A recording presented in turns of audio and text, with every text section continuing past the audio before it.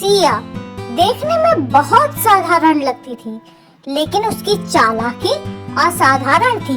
मीठी बोली, मासूम चेहरा, हर बात पर सहानुभूति दिखाना उसकी आदत थी। लोग सिया को बहुत भोली समझते थे, पर ठीक उसके उल्टा सिया सबको उल्लू बना करके उनके हक पर डाका डाल देती थी। से कोई फर्क नहीं पड़ता था कि वो उसका अपना है या पराया, बस फायदा उसी का होना चाहिए था। सिया अपने शब्दों को ऐसे तोड़ मरोड़ कर पेश करती कि सच भी झूठ लगने लगे और झूठ सच बन जाए। समाज के सामने वो ऐसे दिखाती जैसे वो सबके लिए सोचती है, सबकी भलाई चाहती है। पर सच तो ये है कि पर्दे के पीछे हमेशा अपने फायदे की योजनाएं बनाती रहती थी। जो अधिकार सबको बराबर मिलने चाहिए थे, वो चालाकी से अपनों के नाम करवा लेती थी। उसकी सबसे बड़ी ताकत थी लोगों की कमजोरी को पहचानना।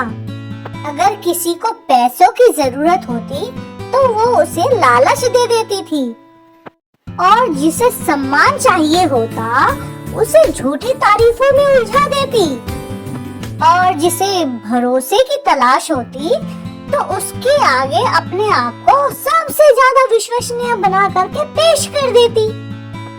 लोगों को पता ही नहीं चलता, दरअसल ये सारा झमेला वो उनके हकों को खाने के लिए ही करती है। और कोई गलती से अगर उसके खिलाफ आवाज उठाने की कोशिश करता तो वह उसे ही गलत साबित कर देती थी।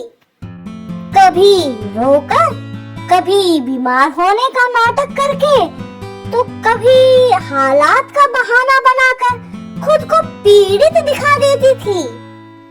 समाज के लोग बस आपस में ही उलझ जाते थे और वो चुपचाप उनका फायदा निकाल लेती थी। पर कहते हैं ना, समय बहुत बलवान होता है। धीरे धीरे लोगों की आंखें खुलने लगी, लेकिन तब तक तो बहुत देर हो चुकी थी। कई लोगों का हक, मेहनत और विश्वास सब कुछ लूटा जा चुका था। और फिर एक दिन उसकी सच्चाई सबके सामने आई। उसकी चालाकी, उसकी झूठी मासूमियत और उसकी स्वार्थी सोच सबके सामने उजागर हो गई। अब लोग समझ चुके थे कि चालाकी ज्यादा दिन नहीं चलती है। जो दूसरों को उल्लू बनाकर अपना रास्ता बनाता है, वह एक दिन अकेला रह जाता है।